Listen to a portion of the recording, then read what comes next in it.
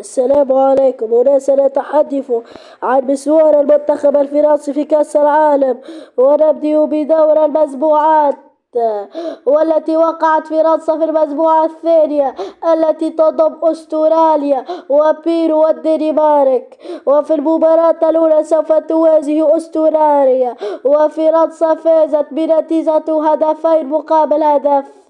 وتقابل بيرو في المباراة الثانية، وفازت فرنسا وتأهلت رسميا إلى دور الستاش، ولكن ما زالت مباراة الثالثة لتحديد المرتبة الأولى أو الثانية. ولكن فرنسا تعادلت مع المنتخب الدنمارك وتصدرت المجموعة لتقابل المنتخب الأرجنتيني، ولكن فرنسا فازت بنتيجة 4 أهداف مقابل 3. وتواجه الأوروغواي في ربع النهائي، وفرنسا فازت بثلاثية لا شيء بهدفين من لاعب المنتخب الفرنسي غريزمان.